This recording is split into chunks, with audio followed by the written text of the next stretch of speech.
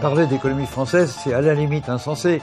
Nous survivons par une intégration tous ensemble. Donc l'État est trop. Mais attention, mettre en cause la distribution, l'organisation de l'État, etc., au point de faire disparaître l'idée qu'il n'y a plus de civilisation, qu'il n'y a plus d'instruments publics fixateurs de normes, est extrêmement dangereux. Vive l'État!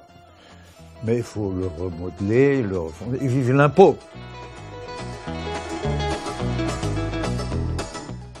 Je vais dire des choses terribles, elles ne sont pas caricaturales, je cite.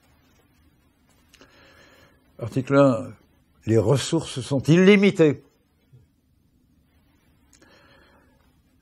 Article 2, la nature est un fabuleux problème de reconstruction, revigoration. Dans la vie humaine, ça s'appelle cicatrisation. Dans la nature, c'est simplement de la restauration. Article 3.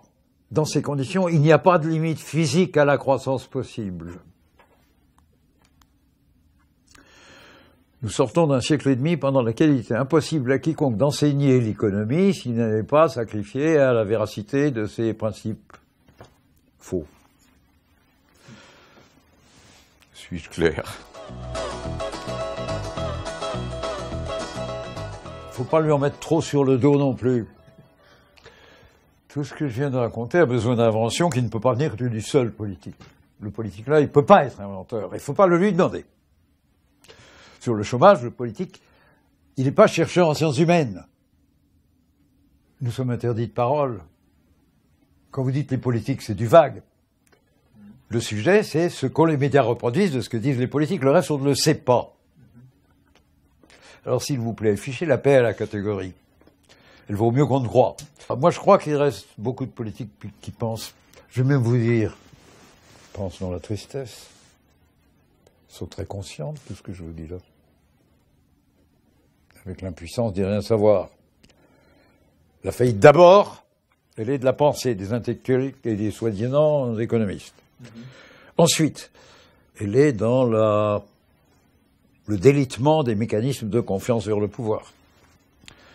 Dans le passage de la classe, la fonction politique en général, à la classe de la moquerie.